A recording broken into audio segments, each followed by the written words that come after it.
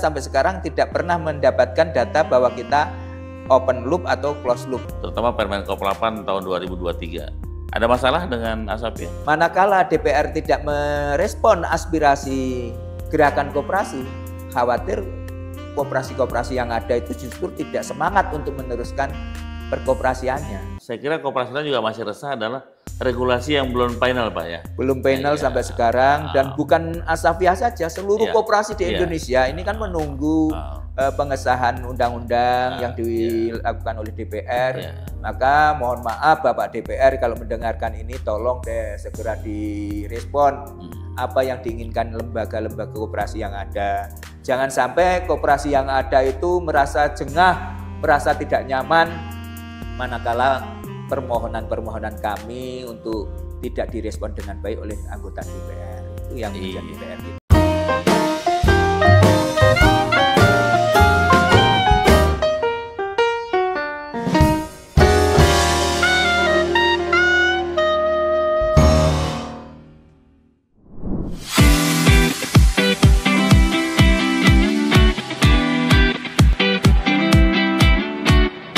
Mari kita buka acara ini dengan bersama-sama membaca lafaz basmalah. Bismillahirrahmanirrahim.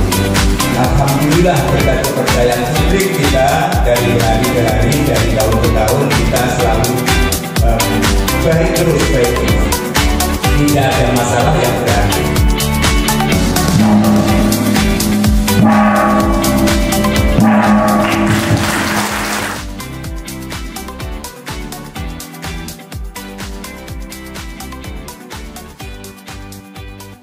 Teman-teman, kita baru saja menghadiri rapat anggota tahunan KSPPS BMT Asapia di Kota Gajah, Lampung Tengah.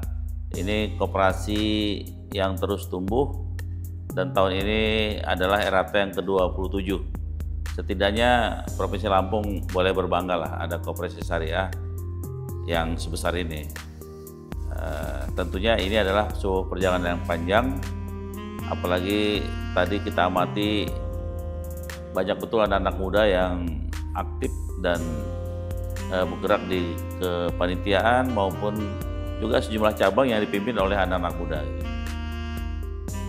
Ketuanya juga masih muda sih, di samping saya ini di kanan Pak Supadin, baru 40 jalan ya Pak ya? 40 jalan. 40 jalan. Jalan kemana? Sisanya lari ya Pak ya.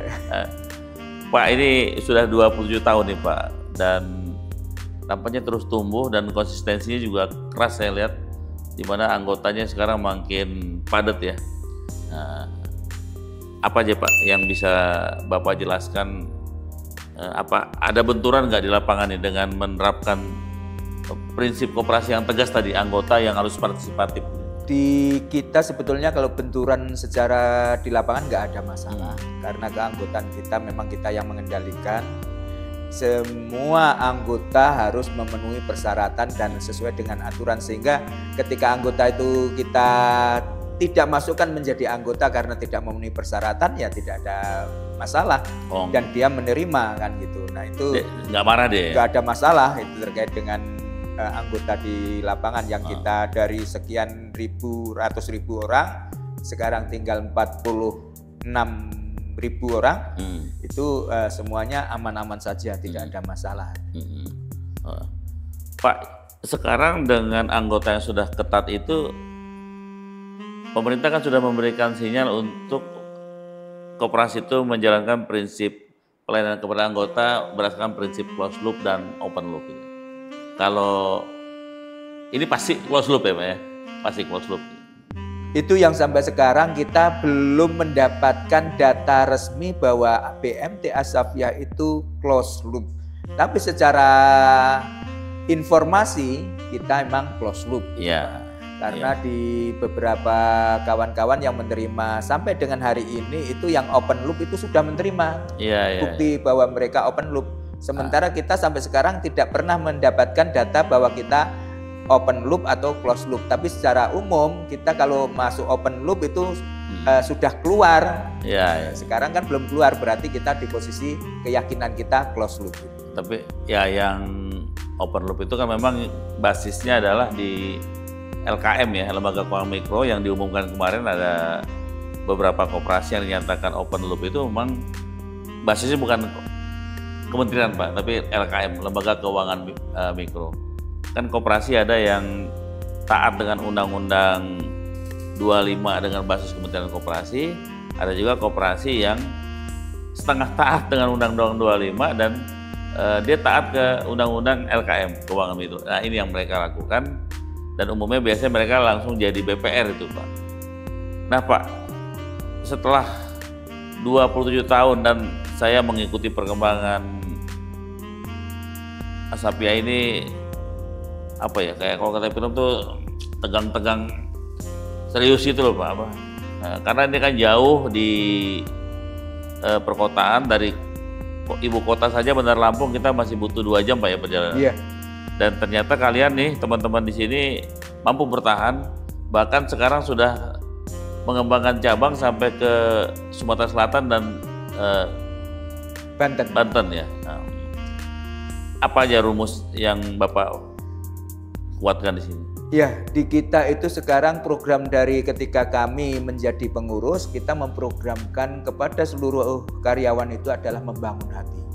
Membangun hati ini menjadi poin penting buat kita, bagaimana kawan-kawan itu ketenangan, kenyamanan dalam berorganisasi, dalam ber-PMT itu menjadi bagian penting sehingga mereka menjadi nyaman di PMT, terkoneksi dengan pusat itu juga tidak ada masalah dan mereka mendapatkan pekerjaan dengan baik, menyelesaikan pekerjaan dengan baik sehingga kita sampai sekarang masih eksis dan aman untuk Lampung khususnya dan di luar Lampung yang ada di cabang kita itu. Apa tantangan yang menurut Bapak harus disiasati? Tantangan kita ini ke depan ini yang memang agak berat di kita adalah bagaimana mendisiplinkan kawan-kawan dari karyawan, anggota itu menjadi lebih disiplin terkait dengan apa yang seharusnya mereka lakukan. Nah ini yang kadang-kadang kita lelah dengan bahasa dalam tanda kutip ketika anggota itu tidak memenuhi janji-janjinya, tidak memenuhi persyaratan yang kita syaratkan. Dan ini menjadi problematika kita ke depan. Kalau ini tidak kita, makanya kondisi ini kita perbaiki terus, bekerja sama dengan kawan-kawan. Apa solusinya supaya anggota-anggota itu bisa tertib, bisa disiplin, sehingga permasalahan itu bisa kita hadapi dengan baik. Ada rasa kenyamanan tadi. Kalau kadang-kadang orang bekerja kalau nyaman saja itu sudah 61% dari mengamankan perusahaan itu. Iya. Kita kalau anggota tidak kita buat membangun hati dengan mereka dalam tanda kutip, tapi kita membangun hatinya dengan seluruh karyawan, seluruh manajemen pusat. Itu membuat nyaman. Bagaimana kita bekerja nyaman, terus kemudian ketemu juga nyaman. Jadi tidak ada istilah di kita itu ketemu jengkel, ketemu emosional dan sebagainya, tapi kita terus dibuat pertemuan dengan kita karyawan itu senang, enjoy, dan ini menciptakan suasana yang luar biasa di perkembangan 2024 ini. Kita ini. Jadi gini Pak, kadang-kadang ada rasa karyawan terutama ya, dia bekerja di koperasi itu ya ini sasaran antara saja. Kalau saya nanti dapat kerja di lembaga yang lebih formal, mereka pindah. Artinya masih banyak kendala yang dihadapi oleh koperasi bahwa karyawan yang bekerja di sana itu masih belum sepenuhnya koperasi minded. Itu kalau di Asapia bagaimana? Asapia alhamdulillah ya. Kalau di Asapia itu boleh dikatakan tidak ada karyawan yang tiba-tiba Pak saya pengen keluar. Kenapa? Mau cari kerja yang lebih baik. Karena merasa di Asapia itu sudah lebih baik karena fasilitas kita sudah penuhi. Dari pensiunnya, dari BPJS-nya, ketenaga kerjaan, dan semua fasilitas yang ada itu kita penuhi termasuk tunjangan-tunjangan keluarganya. Sehingga kenyamanan mereka di BMT itu kalau mau ninggalkan BMT itu sayang. Itu yang kita ciptakan. Artinya tadi ya bahwa karyawan baru merasa at home di satu perusahaan ketika mereka merasa nyaman. Dan Asapia sudah menciptakan itu.